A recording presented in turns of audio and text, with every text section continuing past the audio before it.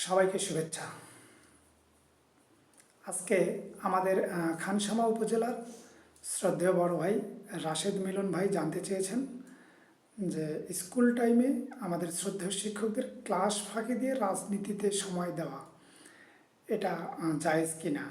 তো আমি উত্তরে বলেছি জায়েজ না, এবং আমি যে দীর্ঘদিন ধরেই শিক্ষক রাজনীতি নিষিদ্ধের দাবি জানিয়ে আসছি সে কথা সেখানে পুনরায় উল্লেখ করায় শ্রদ্ধেয় ভাই বলেছেন যে আসলে নিষিদ্ধ ব্যাপারটা কেমন যেন দেখায়, যেহেতু আমাদের শ্রদ্ধেয় শিক্ষকগণ সুনাগরিক, দেশের সুনাগরিকদের রাজনীতিতে অংশগ্রহণ আবশ্যক। এ ব্যাপারে আমি আগেও বলেছি, আজকেও বলতেছি, শিক্ষক রাজনীতি নিষিদ্ধের পক্ষে কেন আমি এই কথাটা আজকে আবার বলতে হচ্ছে।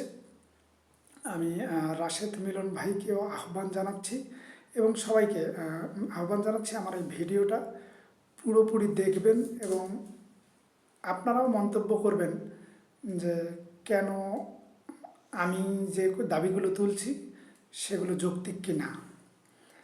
প্রথমে আসি আমাদের শিক্ষক রাজনীতির সুফল নিয়ে।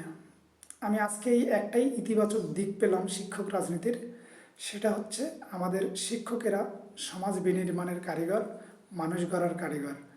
তারা অবশ্যই সুনাগরিক, আর সুনাগরিকের রাজনীতিতে অংশগ্রহণ আবশ্যক। এই একটা ব্যাপার আমি শুধু মনে করি যে আমাদের শিক্ষক রাজনীতির পক্ষে যায়। এবার আসুন শিক্ষক রাজনীতি কেন নিষিদ্ধের দাবি জানাই। শিক্ষক রাজনীতির বিষয়ে নেতিবাচক কিছু দিক আমি আপনাদের সাথে তুলে ধরছি। দেখেন, একজন শিক্ষক রাজনীতি করতে গিয়ে তার শিক্ষকতার বাইরে রাজনৈতিক যে পরিচয়টা তৈরি হয়, তখন তাকে দিয়ে শিক্ষকতার চেয়ে রাজনৈতিক দলের চামচামি, রাজনৈতিক দলের পদলেহন এগুলোই বেশি করতে দেখা গেছে অতীতে।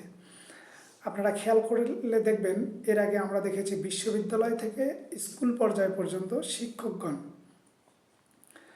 সরকারের বিরুদ্ধে আন্দোলন করা, ফ্যাসিবাদের বিরুদ্ধে আন্দোলন করা, অন্যায়ের বিরুদ্ধে আন্দোলন করা শিক্ষার্থীদের তালিকা থানায় পৌঁছে দিত, সরকারের বিভিন্ন রাজনৈতিক সিনিয়র নেতাদের কাছে পৌঁছে দিত এই মর্মে যে এদের বিরুদ্ধে যেন ব্যবস্থা নেওয়া হয়, কারণ এরা সরকারের বিরুদ্ধে কথা বলেছে। সরকার যখন ফ্যাসিবাদী হয়ে ওঠে, অন্যায় করে, সেই অন্যায়ের বিরুদ্ধে বলা শিক্ষার্থীর তালিকা আইন শৃঙ্খলা বাহিনীর হাতে তুলে দেওয়া শিক্ষক কতটুকু সুনাগরিক, তিনি কতটুকু শিক্ষক এবং কতটুকু রাজনীতিবিদ, এই প্রশ্নটা কিন্তু থেকে যায়। একজন শিক্ষক যখন তার নিজের শিক্ষা প্রতিষ্ঠানের শিক্ষার্থীর বিরুদ্ধে চলে যায়, সেটা শিক্ষকতা থেকে নয়, অবশ্যই রাজনীতিবিদ হওয়ার কারণে। তাহলে দেখুন, শিক্ষক রাজনীতিবিদ হওয়ার একটা কুফল। এর বাইরে রাশেদ মিলন ভাই যে কথাটা বলেছেন ক্লাস ফাঁকি দিয়ে স্কুল টাইমে, ঘটনা কতটুকু সত্য আমি জানি না। তখন আমাদের খানসামা চিরির বন্দরের আবুল হাসান মাহমুদ আলী সাহেব নতুন এমপি হয়েছেন। তো সেখানে কোনো এক শিক্ষককে উনি নাকি তিরস্কার করেছিলেন যে প্রতিষ্ঠানে থাকার কথা এই সময়, সেখানে না থেকে এখানে কেন। এই যে শিক্ষকরা যখন রাজনীতিতে জড়ায়, তখন তারা কিন্তু রাজনীতিতেই বেশি সময় দেয়।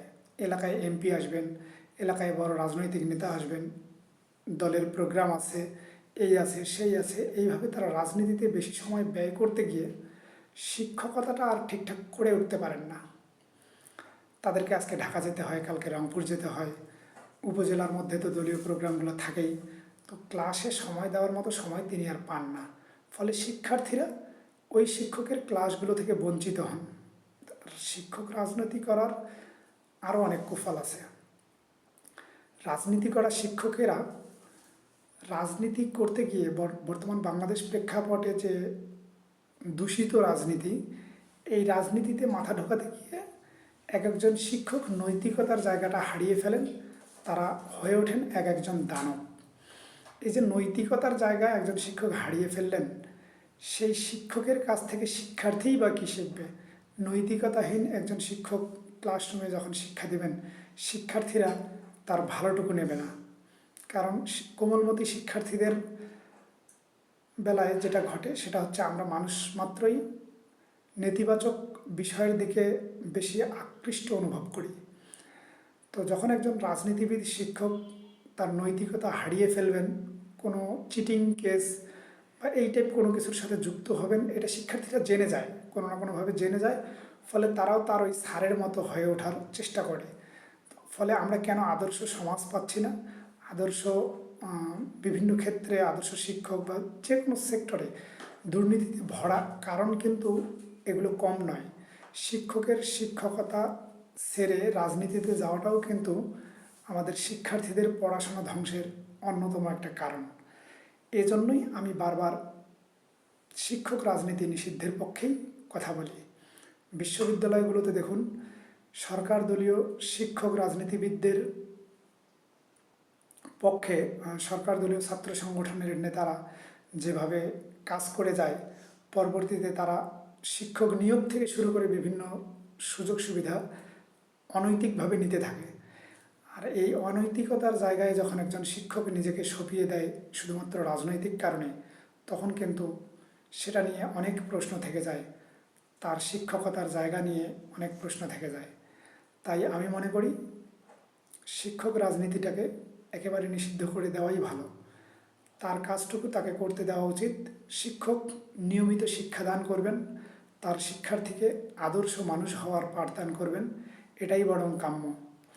রাজনীতি করতে গিয়ে নৈতিকতা হারানো কোনো শিক্ষক যখন শ্রেণীকক্ষে নৈতিকতার বাণী শোনাবে, সেটা কিন্তু আসলে কার্যকর হয় না, কোনোভাবেই হয় না। ধন্যবাদ সবাইকে।